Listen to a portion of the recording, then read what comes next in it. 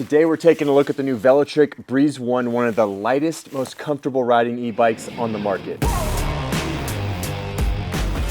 Comfort Max technology, big padded seat, adjustable stem to get the bars just in that right setup, ergonomic grips on there, nice big bright display. You got the headlight on the front, you got the tail lights on the back, and it's actually got, look, turn signals, left, right.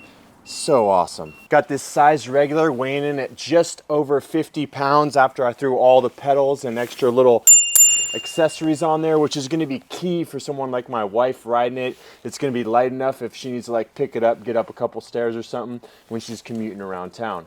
This bike is going to get you up to speed with that 750 watt rear hub motor that's going to allow you to get up to 28 miles per hour when you're pedaling. And with those pedals, you got that either cadence or torque mode.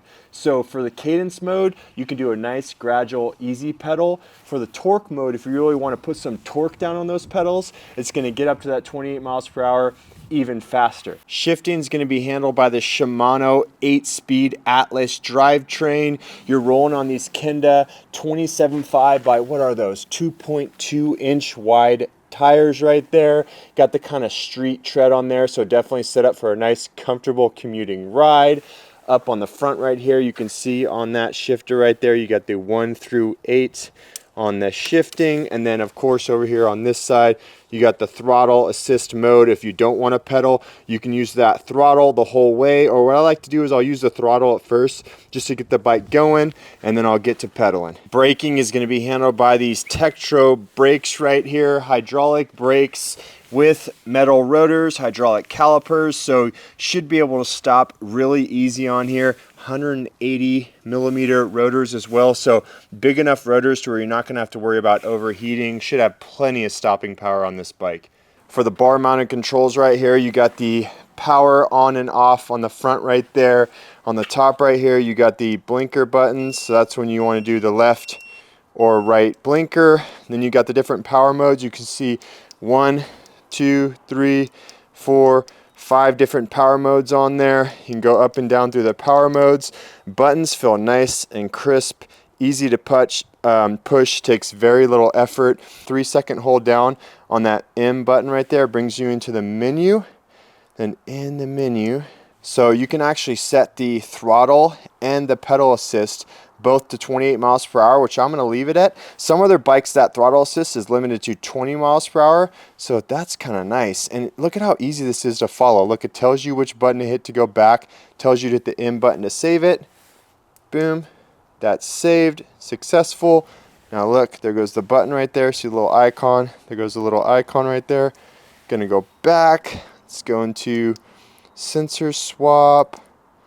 Torque, it's on torque mode right now. I'm good with that. Yeah, just a lot of cool features in this menu right here and super easy to navigate, so I like that. Now let's get this bike out and take it for a ride. All right, throttle only speed test. No pedaling at all, just the throttle. Should get up to that 28 miles per hour. Hitting 11, 12. Ooh, we got some bumps here.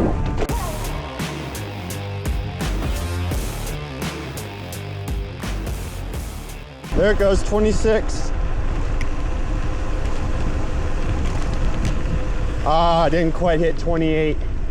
All right, now going back the other way, I'm gonna be pedaling. So I'm gonna be cranking on those pedals. We'll see how that torque sensor, we'll see how much faster, how much quicker this gets me up to speed, and see if I can hit that 28 miles per hour. All right, woo, right away. Feeling it, kicking off, definitely going faster. Already up at 21, 22, 23, 26, 28, 29. Woo! I mean, it kicked out, the power assistance kicked out at about 28 miles per hour, but then with me cranking down those pedals, I was easily able to get up to 30 miles per hour right there. This bike is quiet too, man. Those Kenda tires rolling super smooth. The electric motor, let me stop talking. You can't even hear it. This bike is so quiet, so effortless and comfortable to ride. Really loving the way this thing is riding. One other cool feature I forgot to show you guys about this Velotric bike is just how sleek the battery integration is. Look at that. Pop the key in, one-handed, battery comes right out with ease. You can see right there the UL certification right there on the battery. A lot of e-bikes claim they're UL certified, but they don't actually have it on the battery like this. Super easy to pop this battery out, pop it right back in, take it out and charge it, throw it back in the bike when you want to ride it. Loving it. And it's all those little sleek features that really make these Velotric bikes stand out from the competitors. Love the way this bike was riding. Let me give you my final thoughts real quick. So got up to speed. That torque sensor, when you're cranking down those pedals, this thing was flying. Got up to speed super easy. Was nice and comfortable sitting on that saddle. It goes up, you know, plenty high enough. Let me try and balance this camera. For a taller guy like me, you can see how high the saddle goes up, and then it drops all the way back down if you're a shorter rider as well. You got the adjustable stem, so that thing will rotate up to get those bars just a little bit taller if you wanted to. That's all part of that Comfort Max design. I love how narrow these bars are and just how narrow the overall profile of that bike was. I was kind of squeezing it out in between my garage and my travel trailer when I was going to take it for a ride, and realized, you know, just how narrow this bike was, which is going to be key for those of you who are commuting and want to be able to get this thing like in and out of doors if you're taking it into the office or anything like that. Those ergonomic grips, super comfortable. Everything on the design, just like the cockpit, the way the levers are, everything's just really well thought out. Super clean how these brake hoses and these cables are all just tied up nice and sleek. I mean, look at how good this bike looks. That fork, nice clean looking fork. You can see the additional mounts right here to where you can mount probably like a front rack on this thing to be able to transport stuff.